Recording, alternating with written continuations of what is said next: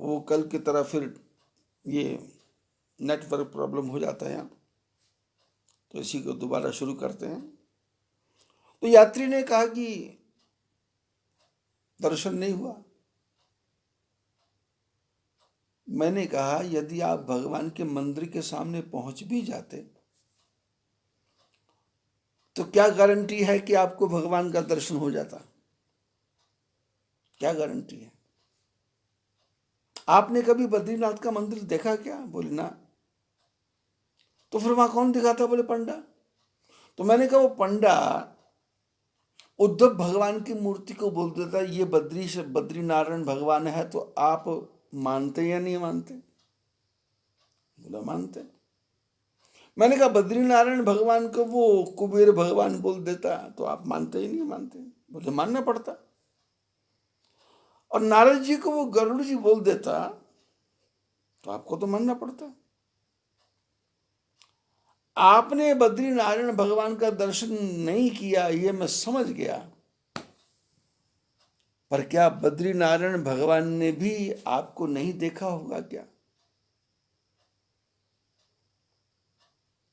जिनके हजारों नेत्र हैं, जिनकी हजारों भुजाएं हैं, जो कीड़ी पत्थर के अंदर कीड़ा पड़ा हुआ है उसको भी जो देख रहा है, क्या बद्री नारायण भगवान ने आपको नहीं देखा होगा क्या? बोले जरूर देखा होगा। बोले यदि बद्री नारायण भगवान ने आपको देख लिया तो फिर आपने नहीं देखा उसकी चिंता करने की कोई आवश्यकता नहीं है।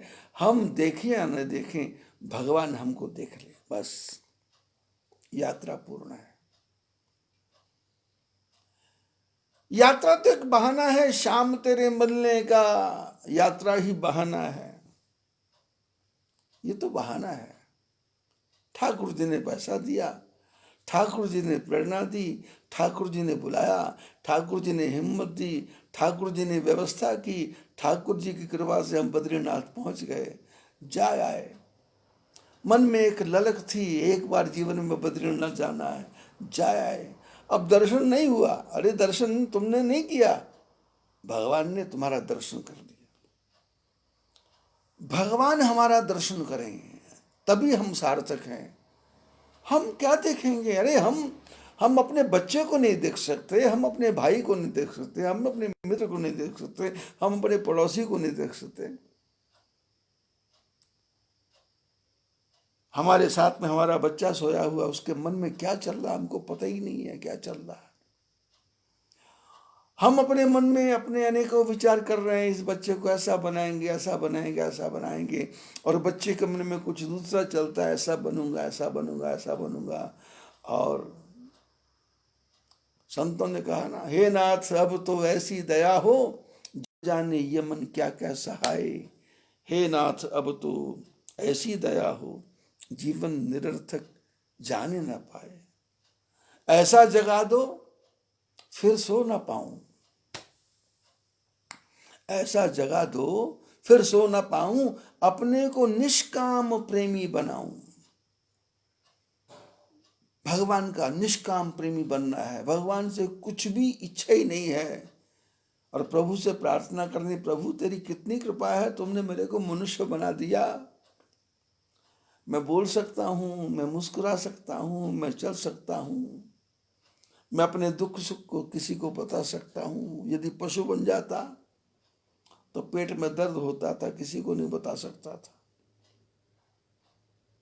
और आपने देखा होगा घर में जो हम कुत्ता पालते हैं,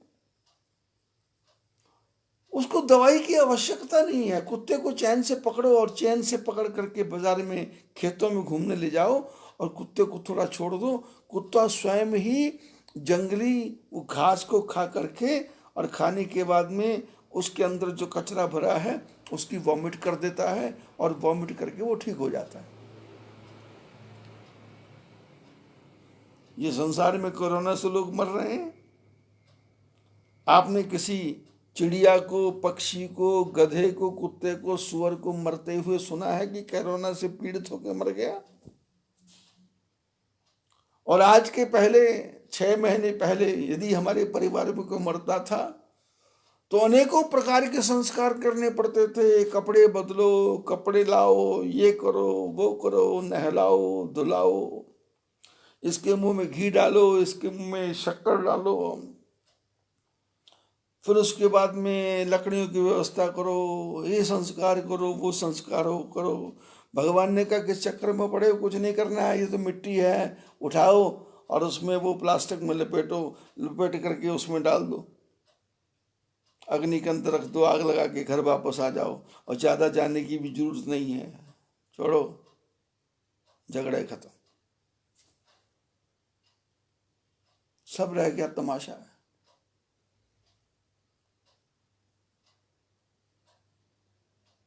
जिस कफन में वो लपेटा उसकी चैन खोल के उसको देख भी नहीं सकते। और कई लोग तो हॉस्पिटल वालों को बोलते हो कि आप अपने आप कर दो इनका काम, और जो थोड़े बहुत पैसे लगते वो हमसे ले लो, झगड़ा खत्म कर दो। परमात्मा की भक्ति क्या है?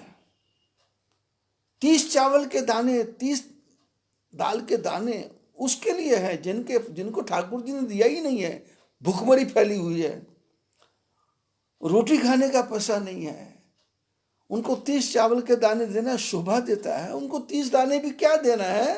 अरे 30 घास के तिनके लो, वही ठाकुर जी को चढ़ा दो, हो गया काम। भगवान ने तो साफ कहा है कि भाव का भूखा हूं मैं, और भाव ही बस सार है। यादृशी भावना यस्य सिद्धिर भवति तादृशी। आपकी जैसी भावना है, भगवान बोले स्वीकार है। अरे तू मिट्टी का शरीर है, कचरे का भरा हुआ है, मुंह में थूक है, नाक में कचरा है, कान में कचरा है, पेट में कचरा है। रोज सुबह उठ के कचरे को धोता है, अंगुलियों के साथ में साफ करता है, और फिर शरीर को साफ करने के लिए पानी से नहाता है। अरे तू गंदे आदमी, तू मेरी क्या पूजा करेगा, और तेरी पूजा से मेरा बनेगा क्या? मैं तो क्षीर सागर में रहने वाला हूं, मैं तो बैकुंठ में रहने वाला हूं। और यदि भगवान कहते मैं तो एक जंगली हाथी में भी रहता हूं, मैं तो जंगली सुअर में भी रहता हूं, जो 24 घंटे गंदगी में पड़ा रहता है, उस सुअर के अंदर भी मैं बैठा हूं। और भगवान कहते मैं शुकर का अवतार ही ले लेता हूं, पानी में रहने वाली मछली का अवतार ले लेता हूं, और हिंस्र जानवर सिंह है, भगवान बोले मैं नरसिंह भगवान बन जाता हूं। मेरे लिए तुम क्या विचार कर रहे हो? मैं तो पता नहीं किस समय कौन सा कैसा रूप बना लूं, इसलिए मेरी चिंता छोड़ो। तुमको पूजा करना है तो पुरुषोत्तम मास में 30 चावल के दाने नहीं, तुम 30 बार राम राम राम राम कह दो तो भी काम हो गया। लेकिन यदि भगवान ने आपको दिया है तो फिर इतना देना है कि सामने वाले ब्राह्मण का हृदय नहीं, मन नहीं, उसका रोम रोम प्रसन्न हो जाए। फिर तो 15,000 500 के 30 नोट दो ना, कौन मना कर रहा है? 2-2 हजार के 30 नोट दो ब्राह्मण को। लोगों ने प्रश्न किया कि आपने कहा आटा नहीं देना, चावल नहीं देना, दाल नहीं देना। मैंने इसलिए मना किया है कि इनसे कुछ नहीं होगा। आप आटे की थाली लेके जाओगे, उसमें हल्दी रख दोगे, मिर्च रख दोगे, नमक रख दोगे, और बच्चे के हाथ में भेजोगे, बच्चा गया और उसके हाथ से वो थाली थोड़ा छटक गई, उसमें नमक भी था, चीनी भी थी, चीनी नमक मिक्स हो गया, किस ब्राह्मण के काम आएगा भाई? और आप लोग तो जानते ही हो पूजा के बारे में, जब पूजा का सामान लिखाया जाता है ना, तो उसमें लिखा जाता है कि एक वो अंग शरीर को साफ करने वाला टॉवल, सुपारी।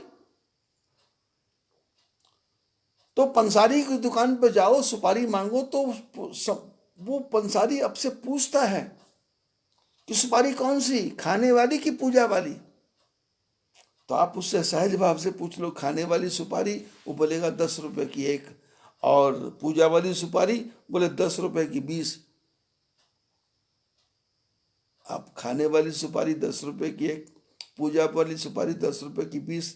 तो 10 रुपए की 20 सुपारी पंडित नहीं खाएगा, तुम नहीं खाओगे, तो ठाकुर जी खाएंगे क्या? ठाकुर जी खाएंगे क्या? और शरीर साफ करने के लिए टॉवल तो दुकानदार पूछता है कौन से वाला, बोले पूजा वाला, तो बोले 3 रुपए में आ जाएगा।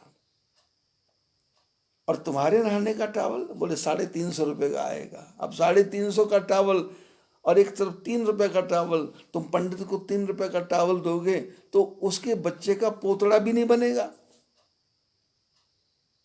घर में पोछे के काम भी नहीं आएगा।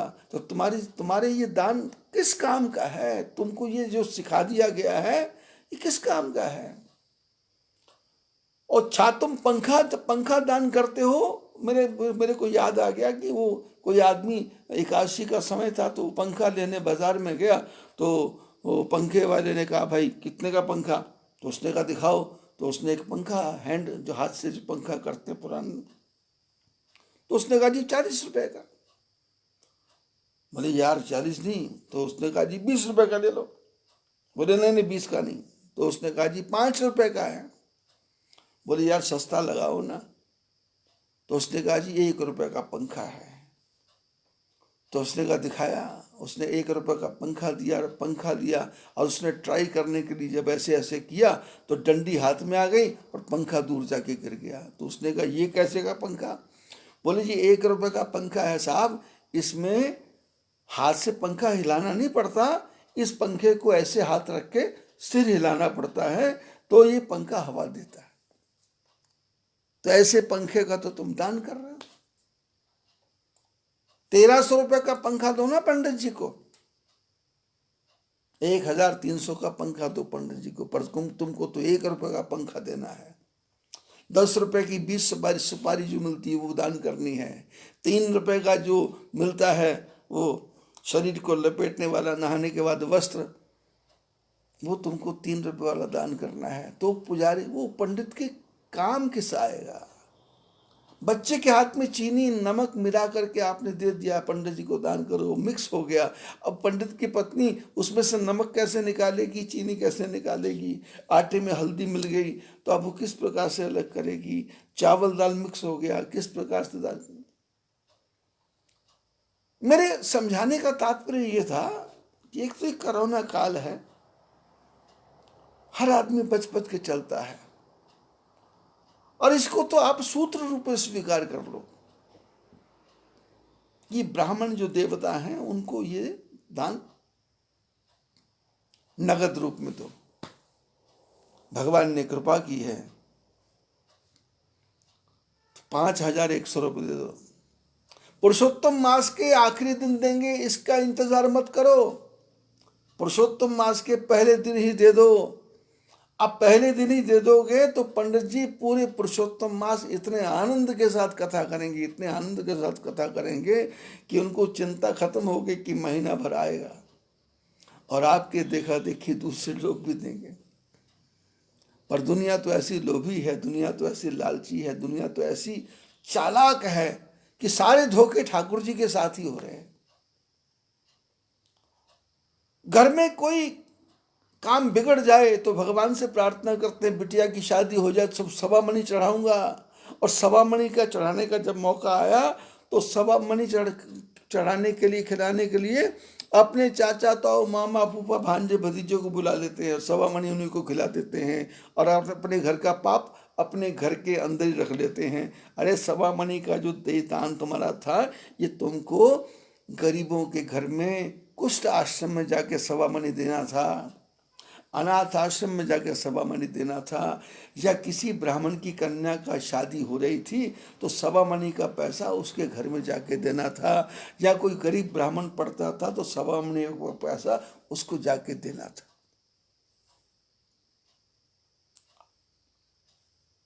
इसी बीच में मेरे को एक कथा याद आती है, बहुत पुरानी कथा है कि वो गांव में, पुराने जमाने में गांव थे तो ब्राह्मण लोग क्या करते थे कि भाई अब घर में मान लो गांव में सूखा वूखा पड़ गया या कोई व्यवस्था नहीं बनी गांव में, और हालत ये होती है कि अपने गांव में पंडित की थोड़ी प्रतिष्ठा थोड़ी कम ही होती है, और घर में तो पंडित की प्रतिष्ठा होनी क्या है, क्योंकि पत्नी जानती है कि इनको कुछ आता वा जाता तो है नहीं, और ऐसे ये नवग्रह वगैरह देखते रहते हैं। लेकिन उनके जो शिष्य हैं जिनकी श्रद्धा है वो तो उनको भगवान से ज़्यादा पूजते हैं। जैसे डॉक्टर अपने बेटे का इलाज नहीं कर सकता, जैसे टीचर अपने बच्चे को नहीं पढ़ा सकता, ऐसे ब्राह्मण का भी अपने घर में कोई अधिपत्य नहीं होता, क्योंकि पत्नी जानती है कि दुनिया को जाके बोलता बैंगन मत खाओ, बैंगन मत खाओ, और मेरे को आके बोलता बैंगन का भरता बनाओ, तो इनकी तो यही आदत है बेकार की। तो क्या होता था कि लोग जो पुराने जमाने के जो ब्राह्मण थे, गांव में कोई पूछता नहीं था तो वो बेचारे घर बार छोड़ करके चल देते थे दूसरे गांव में, सेठों के गांव में, बड़े बड़े महाजनों के गांव में, तो वहां जाके वो कथा किया करते थे। तो एक साधारण से पंडित जिनको रामायण का अखंड पाठ ही आता था और ज्यादा कुछ आता नहीं था, तो अपनी पोथी लेकर के अपने गांव से 200 मील दूर चले गए। पुरुषोत्तम मास का समय था। अब एक दिन लेट पहुंचे तो देखा जिस मंदिर में गए तो वहां कथा शुरू है, जिस मंदिर में गए यहाँ कथा, सारे मंदिर बुक हैं, कोई खाली नहीं है। पंडित जी ने कहा भाई गलती हो गई, एक दिन लेट हो गया, लेकिन करूं क्या, लेकिन अब तो आया हूं तो कुछ ना कुछ तो करना पड़ेगा। तो करते करते बेचारे सारे शहर में घूमे तो किसी ने आश्रय दिया नहीं। तो शहर के बाहर सुनसान में किसी आदमी ने हनुमान जी का, राम जी का मंदिर बना रखा था, शिवलिंग भी स्थापित कर रखा था, पर वो जगह ऐसी थी कि गांव से दूर थी, तो कोई वहां जाता वाता ही नहीं था। और उस एरिया में कौन जाते थे लोग, सुबह लाइट रिफ्रेश होने के लिए लोग जाते थे, लोटा लेकर के जाते थे। तो किसी भले मानुष ने कहा कि पंडित जी गांव के बाहर एक मंदिर है, वहां ट्राई कर लो। अब पंडित जी बेचारे गांव के बाहर मंदिर में पहुंच गए, जाके देखा हनुमान जी का मंदिर है, राम जी का मंदिर है, पर सारे मंदिर में कचरा भरा पड़ा है, पुजारी कोई है नहीं, धूप बत्ती करने वाला है नहीं। तो पंडित जी ने सोचा चलो अब घर से तो आ गया, अब जाऊंगा तो भी फायदा कुछ नहीं है, और कहीं जाऊंगा तो भी फायदा नहीं, पुरुषोत्तम मास की कथा शुरू हो चुकी है, चलो राम जी कोई कथा सुना दूंगा, मन का थोड़ा भ्रम दूर हो जाएगा। 1 महीने बाद खाली हाथ घर भी जाऊंगा तो बच्चों को लगेगा कि ठीक है, और दिन में भिक्षा मांग करके गांव में भिक्षा मांग के गुजारा कर लूं। और पंडित जी ने हनुमान जी के सामने सत्संग शुरू कर दिया। वर्णनाम अर्थ संघानाम रसानाम छंदसामपि। राम जी के मंदिर के सामने बैठे, अपने आसन लगाया, अपने रामायण रखी, अपनी रामायण को रखने वाली रखेल रखी, कथा शुरू हो गई। पंडित जी महाराज सवेरे 5 बजे उठ जाते और 5 बजे से लेकर 10 बजे तक कथा करते रहते, और कथा करते करते लोगों को देखते, लोटा लेके जा रहे हैं लोग, आ रहे हैं लोग, लेकिन कोई मंदिर की तरफ ध्यान देता नहीं, कोई मंदिर में प्रणाम करने भी नहीं आता। पंडित जी बेचारे संतोषी थे। कथा करते करते पुरुषोत्तम मास का आखिरी दिन, एक दिन बाद था। पंडित जी धर्मशाला में कहीं छोटा सा कमरा लेके रह रहे थे, वहां चले जाया करते थे। पुरुषोत्तम मास के एक दिन पहले पंडित जी अपने घर, अपने पोथी को लेके अपने कमरे में चले गए।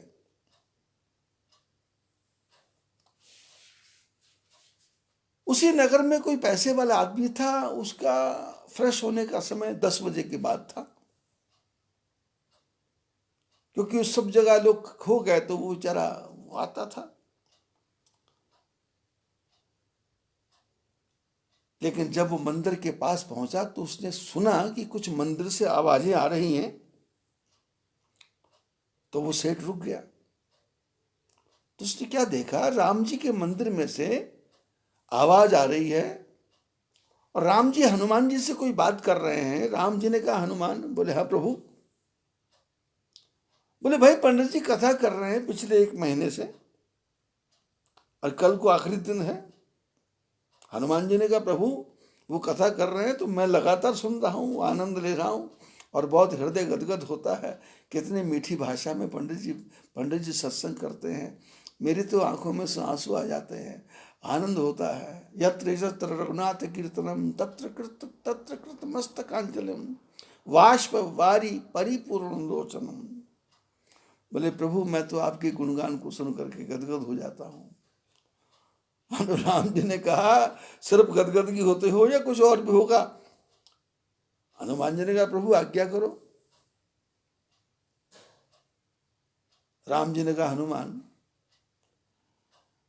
यदि ये पंडित गांव में कथा करता, शहर में कथा करता, क्योंकि सेठों का नगर है, यदि कथा करता तो उसको 1 महीने में कितना मिल सकता था? हनुमान जी ने पुराने जमाने के हिसाब से कहा महाराज कितना मिलता? ज्यादा से ज्यादा 1,000 रुपया मिल जाता।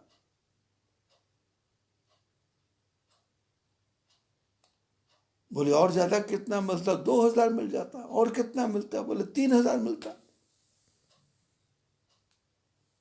बोले पंडित जी ने हमारे मंदिर में बैठ के इतनी मीठी कथा सुनाई, इनको क्या मिलेगा? हनुमान जी ने कहा प्रभु इनको आपका आशीर्वाद मिलेगा, मेरा आशीर्वाद मिलेगा।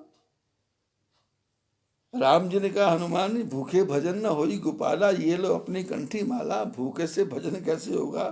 पंडित जी घर जाएंगे, पंडितानी पूछेगी क्या कमा के लाए, और ये बोलेंगे खाली हाथ आया, तो पंडितानी इनके सिर पे पत्थर उठा के नहीं मारेगी? हनुमान जी ने कहा प्रभु क्या आज्ञा है? सेठ बाहर सुन रहा है। हनुमान जी ने कहा प्रभु क्या आज्ञा है? राम जी ने कहा देखो भाई, शहर में यदि कथा करते तो 1,000-2,000 मिलता, पर मेरी इच्छा है कि पंडित जी ने हमारे मंदिर में बैठ के कथा की और हमको सुनाई है और मन में कोई लोभ नहीं है, तो इसकी मेरी इच्छा है कि इनको कम से कम नहीं तो 30,000 रुपया तो मिलना चाहिए। हनुमान जी ने कहा ठाकुर जी आपकी इच्छा है, 30,000 की व्यवस्था हो जाएगी, 30,000 दे देंगे। राम जी के मंदिर से आवाज आना बंद कर हो गई, हनुमान जी के मंदिर से आवाज आना बंद हो गई। और सेठ जी ने सुना लोटा जो पानी का भरा था फ्रेश होने नहीं गया, सीधा धर्मशाला में पंडित जी जहां रहते थे लोटा रखा, दंडवत प्रणाम किया। पंडित जी ने देखा कि अरे इस आदमी तो मैंने कभी देखा नहीं, ये दंडवत प्रणाम कर रहा है। पंडित जी ने कहा क्या कर रहे हो, क्या कर रहे हो, उठो उठो उठो उठो उठो, क्या कर रहे हो? अरे नहीं प्रभु आप धन्य हैं, आप 29 दिन से 29 डेज से कथा कर रहे हो। क्या आनंद का वातावरण था, क्या आपका स्वर था, क्या आपकी मीठी आवाज थी, मेरा तो रोम रोम खिल जाता था। पंडित जी ने कहा मैं तो कभी आपको देखा नहीं सत्संग में, कभी मैंने आपका दर्शन नहीं किया। बोले पंडित जी मैं गुप्त भगत हूं, मैं जो मंदिर की दीवार है उसके पीछे बैठ के सुना करता था, क्योंकि मैं नहीं चाहता था कि आपकी भक्ति में मैं विघ्न बन के बनूं, इसलिए मंदिर की दीवार के पीछे छुप के सुना करता था। और जब आप कथा खत्म करते थे उसके पहले मैं वापस आ जाया करता था।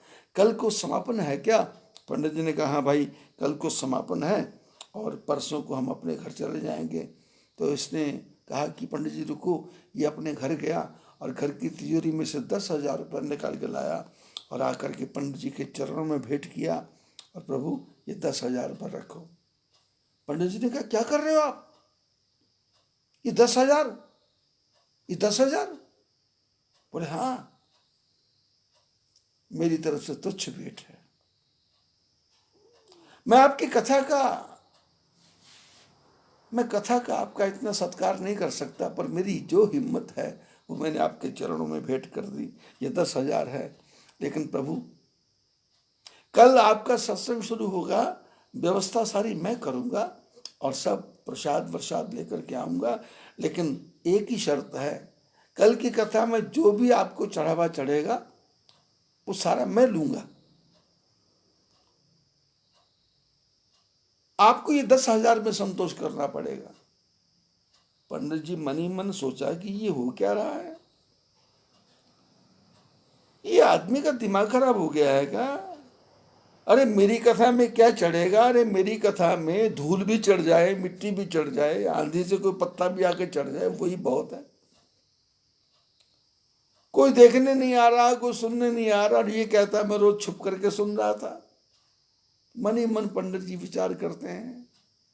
तो सेठ जी ने पूछा, पंडित जी क्या विचार करते हो? पंडित जी ने कहा, नहीं आप ये 10,000 रुपये ले जाओ। बोले नहीं, ये तो आपको रखना पड़ेगा, नहीं तो मैं अपनी गर्दन काट के यहाँ रख दूंगा, अपना जीवन समापन कर दूंगा, मैं आत्महत्या कर दूंगा। पंडित जी ने देखा इतनी बड़ी बड़ी बातें हैं, तो पंडित जी ने 10,000 रुपये रख लिया, और रखने के बाद कहा कि देखो ये 10,000 है, मेरी को इतनी आवश्यकता नहीं है, यदि कल को भी आपको इसकी आवश्यकता हो तो आप वापस ले सकते हो, आप ऐसा मत करो। इसने कहा नहीं, ये तो आपको रखना ही पड़ेगा, रखना ही रखना, रखो। पंडित जी ने चुपचाप रख लिया। और सेठ ने कहा, पंडित जी एक बात और सुनो, ये बात किसी को बताना नहीं,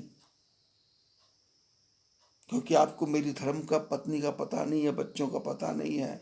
ये तो मेरी हृदय की एक भावना थी, एक अंदर की एक ललक थी कि मैं क्या दे दूं, क्या दे दूं, क्या दे दूं, इसलिए चढ़ा है। पंडित जी ने कहा, भाई मैं किसको बोलूंगा? और पंडित जी पैसा रखा, ये चला गया। पंडित जी मन ही मन सोच रहे हैं कि ये हो क्या रहा,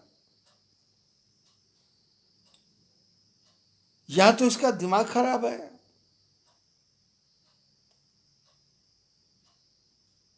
पंडित जी अपने मन को समझा करके चुपचाप बैठ गए। और ये सेठ तो प्रातःकाल 4 बजे ही शतरंजी लेकर के आ गया, पूरे मंदिर में शतरंजी बिछा दी, फूलों को मंदिर को सजा दिया, और चारों तरफ बढ़िया बढ़िया बढ़िया बढ़िया गमले वगैरह रख दिए। बच्चों को भी कह दिया मंदिर के अंदर जाके रख के आओ, और कोई भी आना मत, कोई भी देखना मत। और बच्चे अपना काम वाम करके चले गए। पंडित जी प्रातःकाल 5 बजे पहुंचे तो देखा मंदिर भव्य सजा हुआ है, मंदिर के चारों तरफ झाड़ू लगा हुआ है, छिड़काव हो रखा है, गोबर की डिपाई हो रखी है। पंडित जी ने सोचा मैं पुराने मंदिर में आया हूँ कि नए मंदिर में आया हूँ। तो सेठ अंदर से बाहर निकल के आया, बोले आइए आइए पंडित जी, आइए आइए, बैठिए बैठिए बैठिए, शुरू कीजिए शुरू कीजिए शुरू कीजिए। और पंडित जी ने जो रामायण के 15-20 पन्ने बाकी थे, ठाकुर जी को प्रणाम करके, ठाकुर जी को प्रणाम करके कथा शुरू करने से पहले सेठ जी को कहा, सेठ जी वो 10,000 रुपये। सेठ ने कहा, पंडित जी क्यों शर्मिंदा कर रहे हो आप बार बार उन 10,000 की चर्चा मत करो, वो तो मैंने आपको अर्पण कर दिए, तन से, मन से, वचन से, उनकी चर्चा ही मत करो। बस आप तो कथा शुरू करो, भूल जाओ उसको।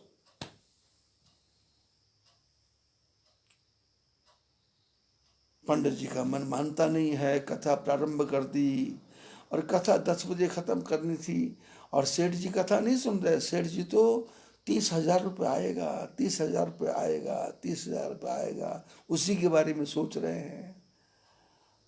और सेठ जी चारों तरफ देख रहे हैं, लोग लोटर लेके आ रहे हैं, जंगल में से घूम के वापस जा रहे हैं, कोई सुन भी नहीं रहा।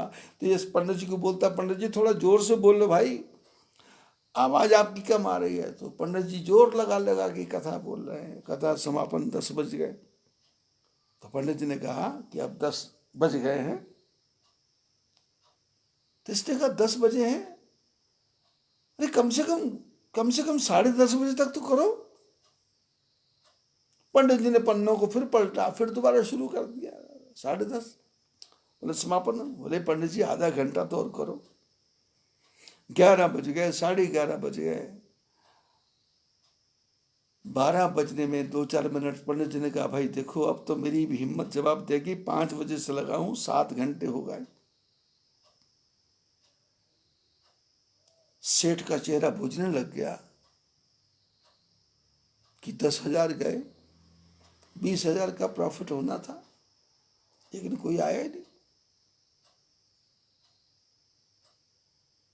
पंडित जी ने कहा समाप्त करूं, तो इसने मन में तो क्रोध था लेकिन ऊपर से मीठी भाषा में बोला ठीक है खत्म करो, कर दो खत्म।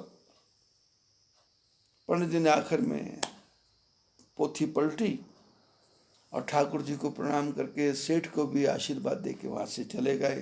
तो सेठ ने सोचा कि राम जी ने कहा है, हनुमान जी ने कहा है, तो 30,000 तो आएगा ही।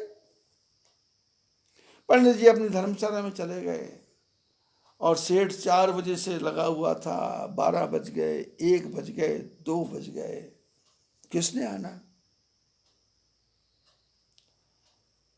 भूख के मारे सेठ का बुरा हाल, और ये गुस्से में इतना पागल सा हो गया कि ये हनुमान जी की मूर्ति के सामने जाकर खड़ा हो गया और जाकर के बोला कि मैंने आदमियों को झूठ बोलते देखा, दुनिया को झूठ बोलते देखा, पर देवता भी झूठ बोलते हैं, ऐसा मैंने जिंदगी में पहली बार सुना। और मेरा 10,000 रुपये का नुकसान हो गया। और ऐसा सोच के इसने देखा चारों तरफ कोई देख नहीं रहा, इसने जोर से लात हनुमान जी की छाती पे मारी। और जैसे इसने लात मारी और इसकी टांग थी हनुमान जी की छाती के अंदर घुस गई। अब टांग घुसी और ये जमीन पे उठ भी नहीं पा रहा, जोर लगा रहा है पर टांग निकलने से घबरा गया। ये क्या हुआ। 2:30 बजे के लगभग राम जी के मंदिर से आवाज आई, हनुमान जी ने प्रभु आज्ञा। बोले वो पंडित जी की कथा। हनुमान जी ने कहा पंडित जी अपनी कथा नहीं कर रहे थे, पंडित जी तो प्रभु आपकी कथा कर रहे थे, राम कथा कर रहे थे। तो क्या हुआ। बोले समापन हो गया। तो बोले वो कल मैंने कुछ पैसे की धन की चर्चा हुई थी, हनुमान जी ने कहा 30,000 रुपये की बात हुई थी। तो बोले उनको चले गए क्या। हनुमान जी ने कहा प्रभु आपके आशीर्वाद से 10,000 रुपये चला गया है, अब 20,000 के लिए मैंने ये आदमी पकड़ रखा है, और ये 20,000 रुपये दे देगा और पंडित जी बस में बैठ जाएंगे, उनका एड्रेस इनको पता नहीं है, और तब मैं इनको छोड़ दूंगा। सेठ ने देखा कि ये क्या मुसीबत है, 10 तो गए, 20 के लिए पकड़ रखा है। मैं तो फंस गया, मैं तो फंस गया। हनुमान जी की तरफ से देख रहा है, उधर घर में पत्नी ने बच्चों को कहा अरे भैया पप्पा कहाँ है। तो बच्चों ने कहा पप्पा तो मंदिर में है, सवेरे हम सजा वजा के आए थे। बोले अभी तक आए नहीं, 2:30 बज गए, 2:45 बजने को हैं। और वो बच्चे गए 2-4 लोगों को और लेकर के, जब देख गए तो देखा तो पप्पा तो लटके हुए हैं, पैर छाती में लटके हुए। इन्होंने कहा पप्पा, पप्पा ने कहा अरे सुनो, घर जा कर के माँ से 20,000 रुपये लो, और उस धर्मशाला में पंडित जी हैं उनको भेंट दे करके फिर यहाँ वापस आकर के मेरे को बताओ दे दिए नहीं दे दिए। सेठ ने नहीं सोच कहा कि क्या हुआ, कैसे हुआ, क्या नहीं हुआ, नॉर्मल ढंग से बात की। बच्चे गए, पंडित जी को देखा, पूछा। पंडित जी सामान पैक कर रहे थे जाने के लिए कि शाम की 5 बजे की पुरानी बस है, उसमें बैठ जाएंगे, अपने गांव पहुंच जाएंगे। लड़कों ने, बच्चों ने जाके पंडित जी को कहा कि पिताजी ने 20,000 रुपये और भेजा है। पंडित जी ने कहा किसने। बोले हमारे पिताजी जो मंदिर में सत्संग सुन रहे थे। अब ठाकुर जी ने पंडित जी की बुद्धि घुमा दी। पंडित जी ने 20,000 रुपये लिया, 10,000 रुपये लिया, और 30,000 लेकर के पंडित जी बस में बैठे। बच्चों ने बस में बिठा दिया, बस में बिठा के आए और आकर के हनुमान जी देखा, हनुमान जी ने पैर छोड़ दिया था और हनुमान जी के सामने सेठ बैठा हुआ है और किसी को बता भी नहीं रहा कि मेरी ये बुरी दुर्दशा हो गई थी। तो ठाकुर जी, यदि आपने नहीं दिया ब्राह्मणों को पुरुषोत्तम मास में, तो ठाकुर जी के पास लेने के तरीके बहुत हैं। टांग नहीं फंसानी पड़े, हाथ नहीं फंसाना पड़े, उससे अच्छा है 30 चावल के दाने। नामग्याल जी, 30 दानों के चक्कर में मत फंसो, 30 दाल के दाने में मत फंसो। ब्राह्मण को पलंग दान करो। कौन से वाला? जो आपने अपने घर में 35,000 रुपए का लगा रखा है। अरे पलंग दान मत करो, उसकी जगह 35,000 दे दो।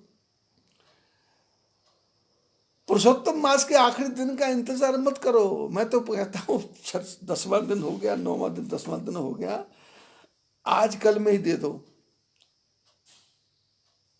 पंडित जी की खुशियों को पारावार नहीं रहेगा। और पैसे का महत्व नहीं है।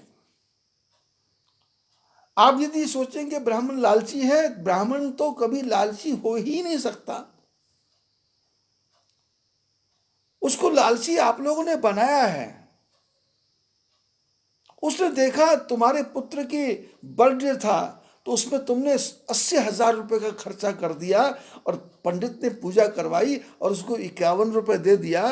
तो पंडित जी दूसरे बर्थडे पे आने के लिए पहले बोलता है कि 1500 रुपए दोगे तो मैं आता हूँ, नहीं तो मैं नहीं आता। क्योंकि उसने नहीं कहा, उसकी पंडितानी बोल रही है कि गांव में उन्होंने 1 लाख रुपए बच्चे के जन्मदिन पे खर्चा किया और हमको 51 रुपए। और हम आप लोग जानते हैं, सब लोग, पंडितों के बारे में क्या चर्चा है। कहीं पंडित नाराज हो जाए, क्योंकि पूजा पाठ में होता ही है परिवार में। बाप चाहता है, बेटा नहीं चाहता, बेटा चाहता है, बहू नहीं चाहती, बहू चाहती है, सास नहीं चाहती, सास नहीं चाहता, जवाई नहीं चाहता। तो किसी ना किसी प्रकार से ब्राह्मण का अपमान ही करते हैं लोग, घर बुला करके। मान तो क्या करे, अपमान ही कर बैठते हैं। और उसका परिणाम क्या होता है? ब्राह्मण नाराज हो जाता है। वो घर जाके पंडितानी को 51 रुपए देता है, तो पंडितानी गुस्से में फेंक देती, क्या 51 रुपए कमा के लाए, क्या बच्चों को खिलाऊंगी, क्या परिवार को खिलाऊंगी, खबरदार आगे ऐसे कहे तो फिर हमारे यहाँ एक परंपरा है कि अमावस को, सोमवार को, मंगलवार को, या एकादशी को, या द्वादशी को, तो हम क्या करते हैं, एक थाली में आटा दाल चावल रख करके भेजते हैं, जिसका नाम होता है सीधा। सीधा मैंने आटा दाल चावल। पर महात्मा लोग कहते हैं सीधा नहीं है, पंडित टेढ़ा हो गया था, पंडित की पंडितानी टेढ़ी हो गई थी, इसलिए उसको ये सामान दे के देंगे तो वो सीधे हो जाएंगे, इसलिए उसको बोलते सीधा। पंडित जी को सीधा करना, पंडितानी को सीधा करना। तो आटा दाल चावल रख के, तो पंडितानी देखती है कि भाई ये थाली में आई है, तो पूछती है कि सामान के साथ थाली भी है क्या। लेकिन कई कलाकार होते बोले थाली नहीं है, थाली वापस करो। लेकिन कई अच्छे लोग होते बोले थाली भी तुम्हारी और सामान भी तुम्हारा। तो पंडित तो और भी ज़्यादा, पंडित सीधा हो ना हो, पंडित की पंडिताइन तो सीधी हो ही जाएगी। और पंडिताइन सीधी हो गई तो पंडित को तो बेचारे को सीधा होना ही पड़ेगा। ये तो हर पति की कहानी है। पत्नी सीधी ठीक हो गई तो पति तो बेचारा सीधा सीधा है। वो बोलता है तू लक्ष्मी है, तू खुश हो जा, तू महारानी है, तू खुश हो जा, और तू खुश है तो मेरे लिए सारा संसार खुश है, संसार खुश है सारा, सीधा। तो पिछले 3-4 दिन से लोगों के प्रश्न आ रहे हैं कि क्या देना। क्योंकि पिछले 40 साल से मैं कथा कर रहा हूं, तो जब भी पुरुषोत्तम मास की कथा आती है तो लोग क्या करते थे कि मैं जब कथा करता था तो 30-30 वो क्या बोलते मसालदानी, 30-30 दिन क्या, 30-30 क्या, वो साबुन रखने की साबुनदानी, 30 क्या बोले, 30 छोटी छोटी डिब्बियाँ, दो उस समय 1-1 रुपए की डिब्बी आती थी मसाले रखने वाली, वो 30 रख के, तो मेरी स्टेज पे वो इन चीज़ों का ढेर लग जाता था। और मैं नागालैंड से आऊँ दिल्ली तो ये सामान रखूं, उतना तो किराया नहीं लगेगा जितना ये सामान का किराया लग जाएगा। तो मैं वहीं पंडितों को दे के आ जाता था। भाई अब कहता तो नहीं था, पर मन में आता था, भाई मेरे किस काम का नाम है ग्याल जी। मैं कहता सोचता था उस समय कि मेरे किस काम का। तो आपके सामने मैं वो सारा सामान बांट के आ जाता था। और जो कपड़े भी चढ़ते थे तो मैं कहाँ लपेट के लेके जाऊंगा, प्लेन में रखूंगा, उतना किराया लगेगा जितने के कपड़े नहीं। मैंने तो इस प्रकार से कथा की है। 2-3 साल पहले नंगल में कथा की। तो कथा में जब मैं कथा करता हूं तो मेरी राम कथा में 2-2 क्विंटल प्रसाद चढ़ जाता, 2-2 क्विंटल प्रसाद। वो प्रसाद में जनता को नहीं बांटता, उसको उठा करके वो जो आयोजक होते हैं उनको बोलता है, इसको कुष्ठ आश्रम में दे के आओ, इसको अनाथ आश्रम में दे के आओ, इसको ब्राह्मणों के परिवारों में 2-2 किलो बांट के आओ। तुम लोग नहीं लोगे इस प्रसाद को, तुम्हारे लिए अलग से गुलाब जामुन मुगा रखी है, रसगुल्ले मुगा, तुम लोग खाओ। 2-3 साल पहले नंगल में कथा की तो कम से कम 1.5-2 लाख का कपड़ा आ गया। पितरों के नाम पे कथा की थी। तो मैंने उनको कहा कि सारे वस्त्रों को उठा के वृद्धाश्रम में जाके दे के आओ। इसका सदुपयोग होना चाहिए। मैं जो आपको बार बार कह रहा हूं, मच्छरदानियां, ये मसालेदानी, ये साबुनदानियों से कुछ नहीं होगा। हमारे समाज में वो क्या बोलते हैं, वो कौन सा महीना आता है उसमें तिरहुंडा करते, तिरहुंडा, 13 वस्तु, 13 बाल्टी दान, 13 गिलास दान। लेकिन देते किसको हैं? अपनी बेटियों को, अपने नाती पोतों को। अरे मूर्खो, ये नाती पोतों को देने के लिए है क्या? ये सास को देने के लिए है क्या? दामाद को देने के लिए क्या? ये ब्राह्मणों को देने के लिए है। अरे उनको 13 तुम गिलास दे रहे हो, उसके बदले 13 गिलास का पैसा उनको दे दो। ब्राह्मण इतना प्रसन्न हो जाएगा, गदगद हो जाएगा, उसके मन में होगा कि देखो इन्होंने कितना अच्छा किया। पुरुषोत्तम मास की कथा के इंतजार मत करो। इस कोरोना काल में हमारे ब्राह्मणों की इतनी दुर्दशा हो रखी है कि किसी को भी कर्मकांड करने के लिए कोई नहीं बुला रहा, महामृत्युंजय का पाठ करने कोई नहीं बुला रहा, गायत्री मंत्र का जप करने कोई नहीं बुला रहा। बेचारे घर में घुट घुट के जी रहे हैं और 24 घंटे विचार कर रहे हैं कि शायद ठाकुर जी भेजेंगे, शायद ठाकुर जी भेजेंगे। तो ठाकुर जी भेजेंगे तो ठाकुर जी मेरी बुद्धि में सवार हो चुके हैं, मेरी बुद्धि में सवार हो चुके हैं। और इस समय मेरी जो पिछले 5-7-10 दिन से जो पुरुषोत्तम मास की कथा चल रही है, उनको लाखों लोग सुन रहे हैं। कहाँ? नागालैंड। नामक ग्याल जी जिनके घर में जाके रहा, उनके साथ में पुरुषोत्तम दास जी अग्रवाल का मकान है, जो वहाँ प्लाईवुड का काम करते हैं उनके साथ मिल करके। क्योंकि नागालैंड में नागा लोगों को ही लाइसेंस मिलता है, तो हमारे राजस्थान के लोग चालाक हैं। वो जा करके उनसे साठ गांठ करके कि आधा है तेरा, आधा मेरा, मशीन में लगाता हूँ, लाइसेंस तेरा, आधा तेरा, आधा मेरा। तो नामक ग्याल जी के घर में मैं रुका हूँ। तो पुरुषोत्तम दास जी भी खूब सेवा किया करते थे अग्रवाल जी, तो आनंद आता था। और 1.5 महीने कथा चली, 1.5 महीने कथा चली। क्योंकि मारवाड़ी समाज भी है वहाँ, ब्राह्मण क्या क्या सिख भी हैं, और क्या सिंधी भी हैं, गुजराती भी हैं।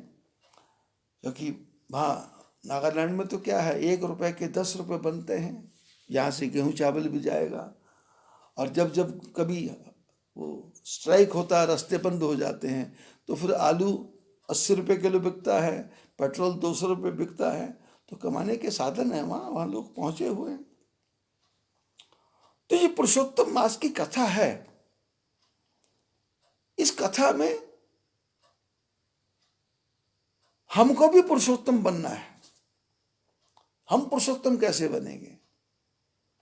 हम पुरुषोत्तम तो बनेंगे जब हम अपने जो ब्राह्मण समाज जिन्होंने हमको ज्ञान दिया है, ध्यान दिया है, हमारे मरने पे भी आए, हमारे जीने पे भी आए, हमारे जनेऊ संस्कार पे भी आए, हमारे घर में कोई पूजा पाठ हो तब भी आए, जब हमारे घर में कोई ग्रह दशा बुरी हो गई तो भी आए, जब हमारे घर में कलेश हुआ तो भी आए, जब हमारे में दरिद्रता हुई तो भी आए, जब हमारे घर में संपन्नता हुई तो भी आए, हमारे घर में बच्चा पैदा हो तो भी आए, बच्चे का नामकरण हुआ तो भी आए, बच्चे की शादी हुई तो भी आए, और परिवार में मृत्यु का समय आया, अस्थि पूजन, अस्थि उठाने का समय आया, अस्थियों को विसर्जन करने का समय आया, ब्राह्मण ही सहायता करते। मैं उड़ीसा की बात सुना रहा था 3-4 दिन पहले। उड़ीसा में हमारे एक मेरे शिष्य क्या है, मेरे सहायक हैं, एक बार यात्रा पे आए थे तो आश्रम की व्यवस्था से इतने प्रभावित हुए कि वो हर महीने 1,000 रुपये भेजते हैं, हर महीने। पाणिग्रही उनका नाम है, अब पूरा नाम तो मैं उनका जानता ही नहीं। पाणिग्रही फोन से बोलते हैं और वो कह देते हैं कि भाई मैंने 2 दिन पहले पैसे जमा कर दिए, तो मैं भी बोल देता हूँ बिना देखे कि हाँ जी आ गए, और हर महीने आते हैं। अब 15-20 दिन पहले उनके परिवार में दुर्घटना हुई, उनके बड़े भाई का देहांत हो गया। डायरेक्ट मेरे पास फोन आया, महाराज मेरे पे दुख का पहाड़ टूट गया। मैंने कहा क्या हुआ? बोले भैया चले गए। तो मैंने कहा कितनी उम्र थी? बोले मेरे से 5 साल बड़े थे। मैंने कहा आप? बोले मैं 80 साल का। तो मैंने कहा कोई बात नहीं, 85 साल में चले गए। बोले नहीं, उनका बहुत सहारा था। अभी राजस्थान में एक किसी का फोन आया, बेचारे 1100 रुपये हर महीने भेजते हैं, तो वो बोले आपके खाते में 1100 डाले हैं। मैंने कहा भाई परिवार को आशीर्वाद देना, माता जी कैसी है? तो रोने लग गए। मैंने कहा क्या हुआ? अरे बोले माता राम चली गई। तो मैंने कहा कितने साल की उम्र थी? बोले 100 साल की उम्र थी। तो मैंने कहा भाई 100 साल में चली गई, अच्छा हुआ ठाकुर जी ने बुलाया, पर बेटा तो बेटा है। आंखों में आंसू भर गए, रोने लग गया। तो मैंने कहा भाई रोने की क्या बात है? माँ ने उम्र पूरी की है, पर बच्चे के मन में तो आंसू आता है। तो पाणिग्रह जी ने कहा, फोन किया, फोन करने के बाद में मैंने आशीर्वाद दिया। मैंने कहा ठीक है, समय चला गया। लेकिन 6 दिन के बाद में फिर फोन आया, महाराज मैं तो पागल हो जाऊंगा। मैंने कहा क्या हुआ? बोले जी उनके जो बड़ा बेटा था, कोरोना से मेरे बड़े भैया मरे, और उसका जो बेटा है वो 55 साल की उम्र में चला गया। तो मेरे को थोड़ा धक्का लगा। मैंने कहा चला गया? बोले हाँ। तो मैंने कहा आप भी क्या कर सकते हो, मैं भी क्या कर सकता हूँ? बोले हालत यह है कि मेरे परिवार में भी कोई नहीं है, और मेरा जो भाई का बेटा है उसका एक बेटा अमेरिका में है, 2 बेटियां अमेरिका में है, जवाई भी वहाँ है, और लड़का भी वहाँ है, बहू भी वहाँ है, और यहाँ करने वाला कोई नहीं है। अब उनका ये अग्नि संस्कार कर दिया, अब 3 दिन बाद में अस्थियों को उठाना है, तो दिमाग नहीं काम करता। तो मैंने कहा भैया ऐसा करो पाणिग्रही जी, एक ही तरीका है कि आप अपने परिवार के जो पुरोहित हैं, ब्राह्मण हैं, उनको बुला करके कहो कि आप हमारे प्रतिनिधि बन जाओ। हम यज्ञ करते हैं, पंडित जी को हम संकल्प कर देते हैं कि आप महामृत्युंजय का जप हो, तो ब्राह्मण देवता को बोलते हम संकल्प दे रहे हैं, आप 1.25 लाख का पाठ कर दो, 1.25 लाख जप कर दो। गायत्री मंत्र है तो ब्राह्मण को संकल्प देते, ब्राह्मण करते। इसी प्रकार आप संकल्प उनको बोलो, संकल्प मैं कर देता हूं और ये सारी क्रियाएं आप करवाओ। अब मेरे से बात करने के बाद उन्होंने जगन्नाथ मंदिर में बात की, जगन्नाथ धाम में। तो वहां के भी जो मुख्य पुजारी थे उन्होंने यही कहा, क्योंकि जो धार्मिक आदमी होता है उसकी अप्रोच सब जगह होती है। अब चर्चा हुई तो उन्होंने भी यही बात बोली जो मैंने बोली। तो इन्होंने अपने गांव के जो इनके थे पुरोहित, उनको बुलाया और बुला के अपनी समस्या रखी। तो उन्होंने कहा ठीक है, मैं सब काम करवा दूंगा। तो उन्होंने अस्थि को उठाने का काम भी किया, और अस्थि को जाकर के नदी में अर्पण करने का काम भी किया, और उनके यहाँ 3 दिन का भी होता है, 4 दिन का भी होता है, 5 दिन का भी होता है। तो फिर मेरे पास फ़ोन आया कि महाराज 6 ब्राह्मणों को भोजन कराओ। तो मैंने कहा भाई नियम ये है कि 13 दिन का हम लोग मानते हैं, तो 13 ब्राह्मणों को भोजन करवाते हैं। तो उसने कहा जी हमारे यहाँ 13 को शुभ नहीं मानते, तो आप तो 6 का ही करवा दो। तो मैंने कहा मैं 6 का करवा दूंगा। और दूसरे दिन फिर फोन आया कि बोले ऐसा करो आप 12 का करवा दो, 12 ब्राह्मणों का करवा दो। मैं कहा मैं 12 ब्राह्मणों करा दूंगा। और उस पुरोहित ने सारा काम करवाया। और सारा काम करवाने के बाद में पाणिग्रह जी का फोन आया कि महाराज जी आपने जो हमको वो गाइडलाइन दी थी उसके हिसाब से मेरे मन का बोझ हल्का हो गया। तो मैंने कहा देखो जब कोरोना ख़त्म होगा तो अमेरिका से बेटा भी आ जाएगा, बेटियां भी आ जाएंगी, तो उसके बाद में सब दोबारा थोड़ा सा कर देना, पूजा पाठ कर देना। तो मन गदगद होता है। ये ब्राह्मण कौन है? ये ब्राह्मण है हमारे दुख के सुख के साथी, हमारे हर संकट में सहायता करने वाले। और ब्राह्मण हमेशा परमात्मा से प्रार्थना करता है, हमेशा परमात्मा से प्रार्थना करता है, प्रभु मेरे यजमान को सुखी रखो।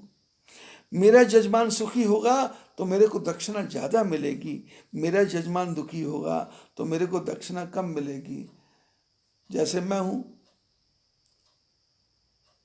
अब मेरे हजारों शिष्य हैं, तो मेरी कामना क्या रहती है कि जितने मेरे शिष्य हैं उन सबके परिवार अलग अलग हो जाएं। आप लोग बुरा नहीं मानना, आप लोग बुरा नहीं मानना कि आप बाबा जी क्या बोल रहे हैं, उसके पीछे लॉजिक क्या है। अब मैं पुराना, अब लोग क्या करते हैं, माता पिता हैं, दादा दादी सब इकट्ठे हैं, अलग होते नहीं, तो मेरी दक्षिणा वही एक ही परिवार। बोले क्या जी, मम्मी ने दे दी, डैडी ने दे दी, तो पोते पड़पोते बोलते जी हमारा तो सबका एक ही गल्ला है, एक ही तिजोरी है। तो मेरा लॉजिक क्या है कि इनकी तिजोरियां अलग अलग होंगी तो मेरी दक्षिणा बढ़ेगी, मेरी दक्षिणा बढ़ेगी तो महात्माओं का काम चलेगा। इसलिए मेरा लॉजिक ये है कि अलग अलग रहेंगे, अलग अलग कमाएंगे, तो मेरे को भी कहने का मौका लगेगा। जैसे अमरावती में वो हमारे नंदलाल जी और रमा देवी पति पत्नी हैं, तो उनके 3 बेटे हैं। तो 2 बेटे थे, बाप पिताजी के साथ में एक बेटा अलग से पैथोलॉजी का काम करता है। तो जब भी मैं जाता हूँ तो तो उससे मैं अलग से बोलता हूँ, भाई तू तो अलग काम करता है, तू तो अलग से दे।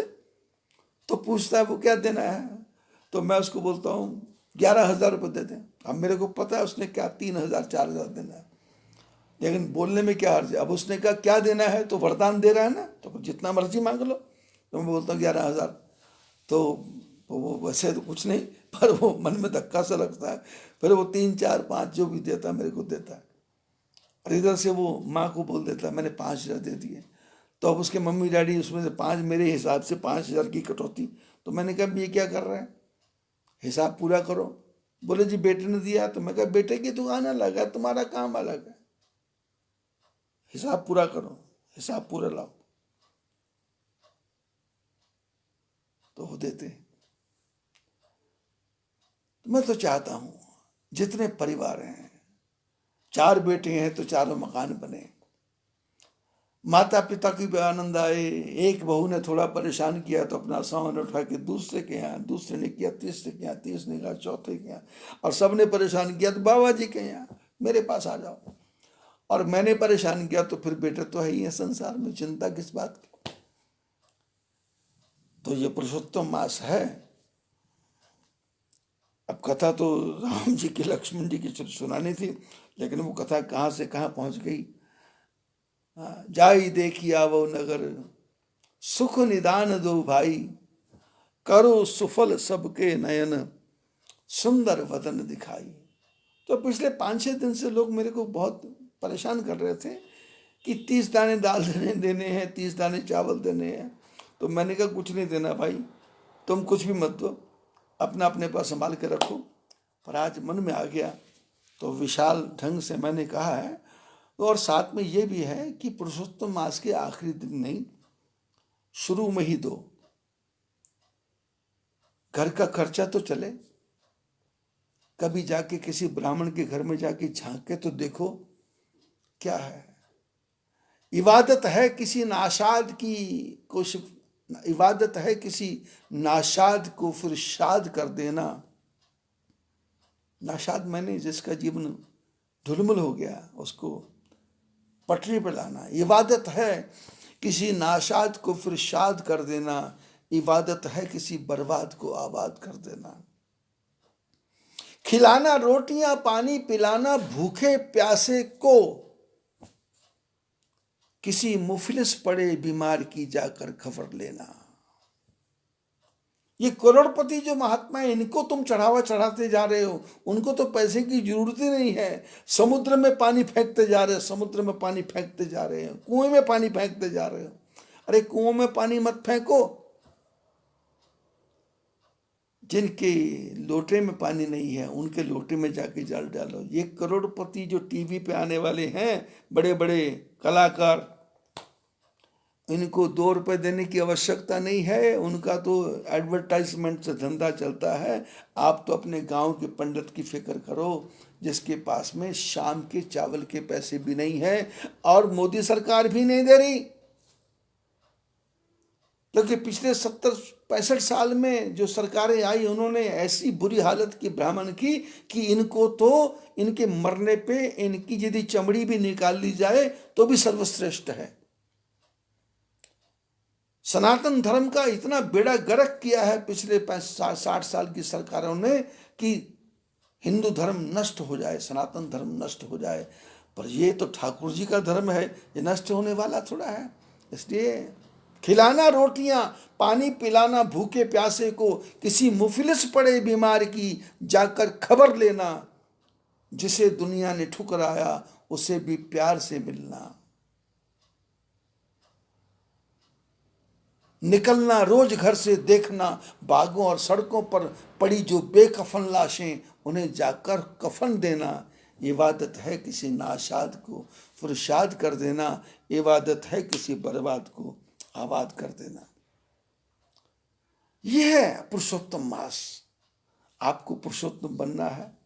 आओ छोटा सा भजन गा लें और उसके बाद में आगे विचार करेंगे। भजले प्यारे शाम सवेरे एक माला हरि नाम की। भजले प्यारे शाम सवेरे एक माला हरि नाम की। जिस माला में राम नाम नहीं वो माला किस काम की। जिस माला में राम नाम नहीं वो माला किस काम की। एक माला जो मात जानकी बजरंगी को दान दिया। एक माला जो मात जानकी बजरंगी को दान किया। उस माला को तोड़ तोड़ कर भूमि के ऊपर डाल दिया। उस माला को तोड़ तोड़ कर भूमि के ऊपर डाल दिया।